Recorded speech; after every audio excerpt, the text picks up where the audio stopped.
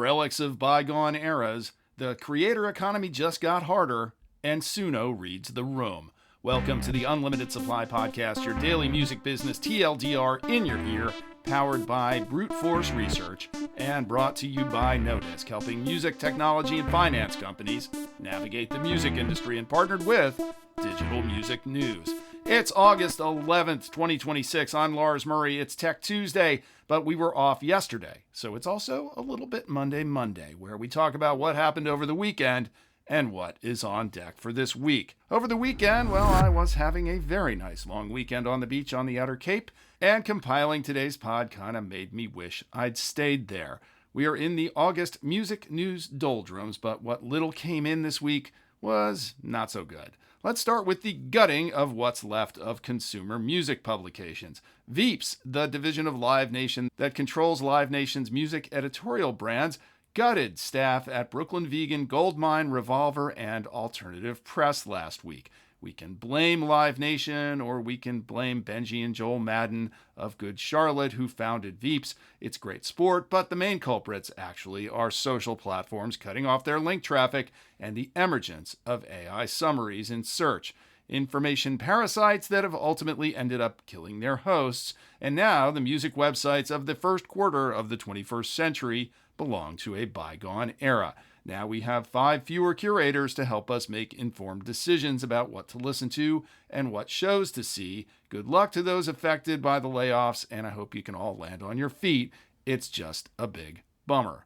Another big bummer is the deaths of a couple of classics. Peter Katsis was a veteran manager known for dealing with a lot of blockbuster acts: Backstreet Boys, Smashing Pumpkins, Korn, and more. I worked with Peter on a few projects, including Korn and 30 Seconds to Mars, and while he could be tough as nails, he was always very honest, so you knew what you were getting. He's gone too young at 69. Chris Egertson has the story at Billboard. And Sal Ingeme may have been the first music industry person I ever saw on the job. Sal was the Boston local promotion rep for Columbia Records. Talk about a bygone era, local promotion reps, when I started my career in radio back in the 80s. There were bigger reps, there were louder reps, but even though Sal wasn't the biggest or the loudest, he was indisputably the big dog in the room on alternating Tuesdays when the Boston promo guys came to Providence to cajole, bully, or beg us into playing their records. Even in the mid-'80s, Sal was a silver fox. He carried himself with ultimate confidence, and it didn't hurt that his roster included Bruce Springsteen at his peak, along with Billy Joel, whom we steadfastly refused to play, and a raft of developing artists that Columbia turned into karaoke staples, like the Hooters and the Outfield and the Bangles.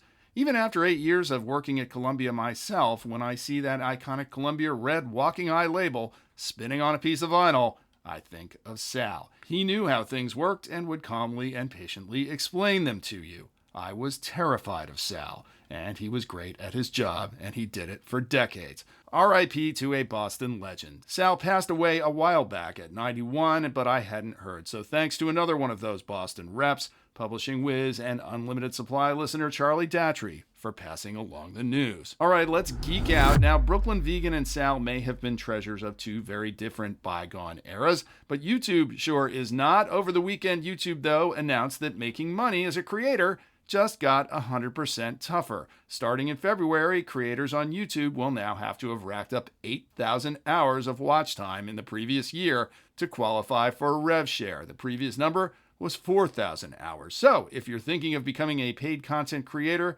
well, that job has just gotten a lot harder. Aisha Malik has more details over at TechCrunch. Another relic of a bygone era, vinyl, is coming to another non-relic of a current era. Yep, that's Suno. Late last week, the company announced that it was going to start allowing users to make their own, often ephemeral creations a lot less ephemeral. Now, for a price of around $40, you'll be able to have Suno press up your single on 12-inch vinyl, just one of the many ways. You know that Suno's trying to act like a real music company, so good on them, even if $40 seems like a vanity project or one of those records you used to be able to record on the boardwalk. Still, it's not a bad gifting option for this Christmas, assuming they get it up and running by then. Now, we clown a lot on Suno, mostly over their hyperactive legal lifestyle and their training data transgressions. But aside from vinyl, they also seem to be trying to shape up their act to do the right thing when it comes to AI slop. Now, I don't believe for a minute that Suno really cares how much AI slop actually gets created or propagated into the streaming ecosystem, except maybe when it comes to getting their licensing deals done. You see, the majors don't love slop, not because they think it's really worthy competition, but because it floods the zone and gums up the distribution works. But Suno can read a room most of the time, and to that end, Suno CEO Mikey Shulman outlined in a blog post at the end of last week the measures that Suno would be taking to limit slop from the supply side, while the DSPs try to do it from the demand side, and the distributors laugh all the way to the bank. Looking at the week ahead, it's pretty light, but KCON, the great K-pop, J-pop, etc. pop convention, is happening this coming weekend over in LA. And on Saturday, the Guild of Music Supervisors State of Music in Media Conference is happening also in LA, Culver City specifically. A few music folks are celebrating birthdays this week. Like me, you're all Leos, and yet somehow we all still get along. Valeri Hedges holding it down over at the label side of C3, Digital Swiss Army Knife Cory Llewellyn of Transmission Media, and Benson Curb upholding the family tradition at where else? Curb Records. Happy birthday, everybody. Support for Unlimited Supply is provided by you, our listeners. If you want to join the few, the proud, the elite supporters of Unlimited Supply and receive your Unlimited Supply trucker hat as a symbol of your sophistication, there's a link in the show notes and on our website at unlimitedsupplypod.com. If you like what you hear, please hit that follow button wherever you get your pods. I live for your praise and encouragement, but it really helps even more if you share that praise as a rating and or a review on Apple Podcasts, YouTube, yes, YouTube, or Spotify, and tell a friend or three. And now we're on Substack, which is really actually the best way to follow us and help us out.